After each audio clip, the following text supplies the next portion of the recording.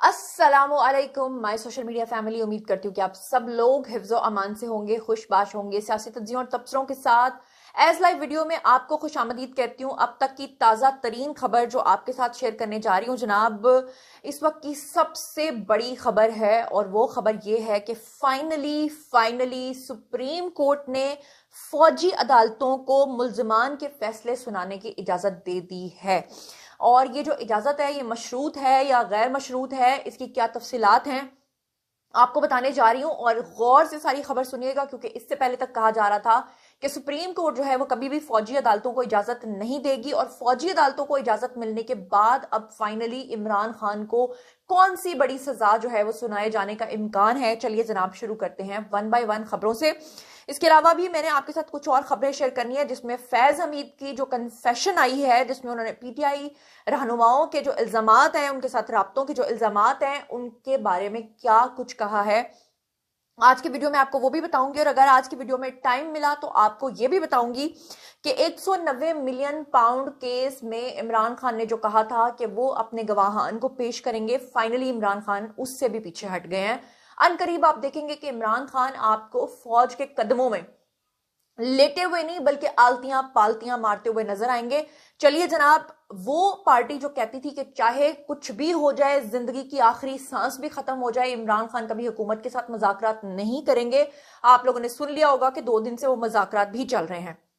अब आपको बताऊं कि सुप्रीम कोर्ट का जो आईनी बेंच है, उन्होंने फौजी अदालतों के मुल्जिमान के जो केसेस हैं उनके फैसले सुनाने की फाइनली उनको मशरूत इजाजत दे दी है। जी मैं एक दफा फिर दोहरा रही हूं, मशरूत इजाजत दी है।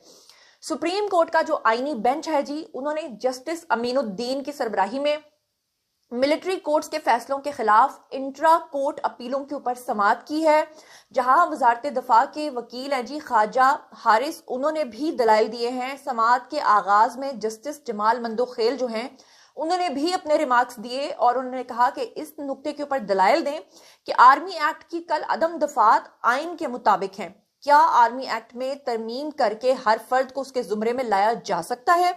इस पहलू को भी मद्देनजर रखें कि आर्मी एक्ट 1973 के आइन से पहले बना था।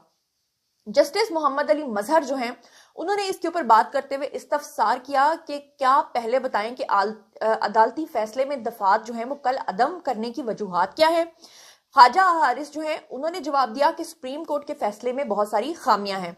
जस्टिस मोहम्मद अली मजहर जो हैं उन्होंने रिमार्क्स देते हुए कहा कि कल भी कहा था कि 9 मई के वाकयात की तफसीलात फराहम की जाएं। फिलहाल तो हमारे सामने मामला सिर्फ कोर कमांडर हाउस का है। अगर केस सिर्फ कोर कमांडर हाउस तक ही रखना है तो फिर भी आगाह कर दें।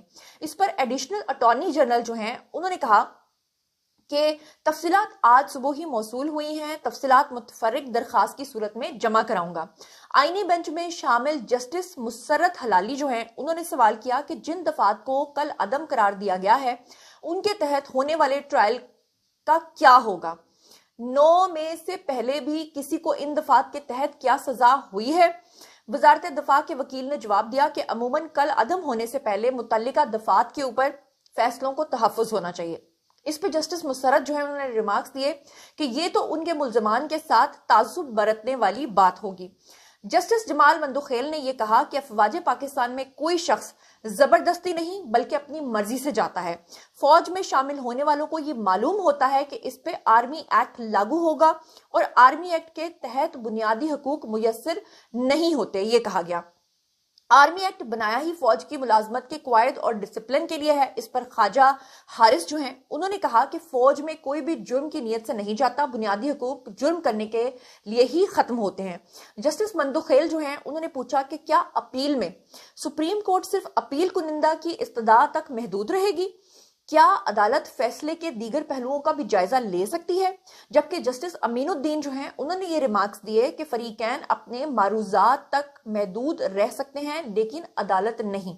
समाअत के इख्तिताम के ऊपर आईनी बेंच ने केस में आज की समाअत का ऑर्डर जारी करते हुए फौजी अदालतों को 85 यानी कि 85 मुल्जिमान के फैसले सुनाने की इजाजत दे दी। आईनी बेंच ने यह भी कहा कि फौजी अदालतों के फैसले सुप्रीम कोर्ट में जेर इल्तवा मुकदमे के फैसले से मशरूत होंगे। जिन मुल्जिमान को सजाओं में रियायत मिल सकती है वो देकर रिहा किया जाए और जिन मुल्जिमान को रिहा नहीं किया जा सकता उन्हें सजा सुनाने पर जेलों में मुंतकिल कर दिया जाए। عدالت نے ملٹری کورٹس کی جو کیس ہے ان کی سماعت موسم سرما کی چھٹیوں کے بعد تک جو ہے وہ ملتوی کر دی ہے۔ تو یہ آج کی سب سے بڑی خبر تھی جو میں نے آپ کے ساتھ شیئر کی ہے۔ اب ہم لوگ بات کر لیتے ہیں جو محترم ہیں فیض حمید صاحب، کیونکہ آپ کو پتہ ہے کہ فیض حمید کا جو کورٹ مارشل ہے اس کا اگلا مرحلہ جو ہے وہ شروع ہو چکا ہوا ہے، اور ابھی بھی ان کے اوپر کچھ چیزوں کی انویسٹیگیشنز جاری ہیں، جس میں ایک انویسٹیگیشن یہ ہے کہ انہوں نے پی ٹی آئی کو کب اور ان کے کن کن وزراء کو کب کیا سہولیات فراہم کی۔ یہاں پر آپ کو ایک بریکنگ نیوز دیتی چلوں کہ اب سے کچھ دیر پہلے فیصل واؤڈا نے اس بات کا کلیم کیا ہے کہ عمران خان کے اوپر جو ہے وہ وزیرآباد کے قریب جو گولی چلی تھی وہ دراصل فیض حمید نے ان کے اوپر چلوائی تھی۔ اب فیض حمید جو ہے ان کے پی ٹی آئی کے کن کن وزراء کے ساتھ روابط تھے، اس کے حوالے سے تو یہ بات آ چکی ہے کہ 50 سے زائد وزراء تھے جن کے ساتھ ان کے روابط تھے، مگر فیض حمید کا اس بارے میں کیا کہنا ہے، چلیے آئیے آپ کو اس کے بارے میں بتاتی ہوں۔ فیض حمید کے پی ٹی آئی رہنماؤں کے ساتھ الزامات جو ہیں، جو ان کے ساتھ معاملات کے الزامات ہیں، اس کی انہوں نے سختی سے جناب کر دیا جی تردید۔ آپ کو بتاؤں کہ باخبر ذرائع کے مطابق جو خبریں آ رہی ہیں اس کے اکارڈنگلی کہا جا رہا ہے فیض حمید کے جن سیاستدانوں کے ساتھ رابطے تھے اس میں وہ کہتے ہیں کہ جی نون لیگ اور پیپلز پارٹی کے کچھ سیاستدان بھی شامل تھے۔ تو یہ میں نے خبر آپ کو پہلے ہی بتا دی تھی کہ 50 سے زائد پی ٹی آئی کے لوگ شامل تھے، اس میں کچھ لوگ جو ہیں وہ نون لیگ اور پیپلز پارٹی کے لوگ بھی تھے۔ آپ کو بتاؤں کہ جنرل فیض 50 کے قریب سیاستدانوں کے ساتھ رابطے میں تھے، جس میں بیشتر کا تعلق جو ہے وہ پی ٹی آئی سے تھا۔ ذرائع کے مطابق حکام کے پاس ان رابطوں کے شواہد موجود ہیں جن میں ان کے پاس بات کے ثبوت بھی موجود ہیں۔ پی ٹی آئی کی مبینہ طور پہ رہنمائی کی گئی، باقاعدہ طور پہ ان کو بتایا گیا، سمجھایا گیا کہ اب آپ نے یہ کرنا ہے، اب آپ نے یہ کرنا ہے، یہاں تک کہ 9 مئی کے واقعات میں بھی کہا جاتا ہے کہ مبینہ طور پہ فیض حمید صاحب جو ہیں وہ شامل تھے۔ ان رابطوں کے بعض پہلوؤں کی تحقیقات جو ہیں وہ جاری ہیں۔ ذرائع کے مطابق جنرل فیض جو ہیں ان کا کہنا ہے کہ سیاسی لوگوں سے یہ رابطے معمول کی سماجی بات چیت تھے، یعنی کہ وہ مکر گیا، انہوں نے کہا تو میں نارملی بات کرتا تھا۔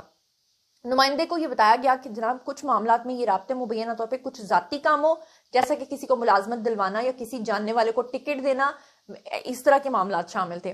منگل کو جناب آئی ایس پی آر نے اپنے ایک بیان میں کہا تھا کہ سابق D G I S I جو ہے ان کے پر باضابطہ طور پر سیاسی سرگرمیوں میں ملوث ہونے اور آفیشل سیکرٹ ایکٹ کی خلاف ورزی سمیت کئی جرائم کے الزامات جو ہیں وہ عائد ہیں۔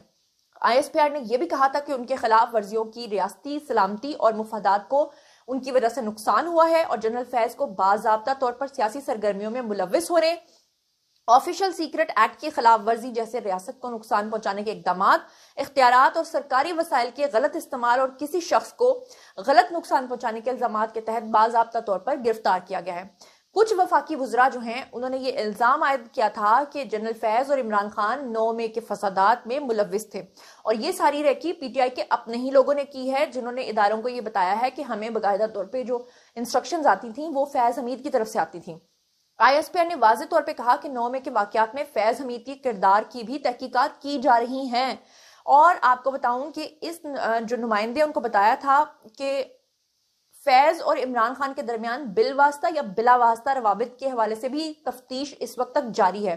آپ کو میں نے یہ بھی بتایا تھا کہ عمران خان کے حوالے سے یہ خبریں بھی آ رہی تھیں کہ جیل کے اندر ان کے پاس سے جو نوکیا 3310 نکلا تھا وہ بھی فیض حمید نے ان کو دیا ہوا تھا تاکہ اس فون کا کوئی ریکارڈ نہ بن سکے۔ آئی ایس پی آر کے مطابق انہوں نے کہا تھا کہ لیفٹیننٹ جنرل فیض حمید جو ہیں ان کے شورش اور بد امنی کے پیدا کرنے کے جو متعلق واقعات ہیں، جو دیگر واقعات ہیں، ان میں 9 مئی کے واقعات کے اوپر آ کر یہ منتج ہوئے ہیں، لہٰذا کسی بھی سیاسی مفاد یا کسی کی ایما پر کیے گئے اس میں کوئی بھی جو ملی بھگت ہے وہ فیض حمید کی شامل ہے۔ بہرحال یہ تھا جناب آج کا ویڈیو، میرے خیال سے ٹائم ختم ہو گیا، باقی خبریں ہوں گی اگلے ولاگ میں۔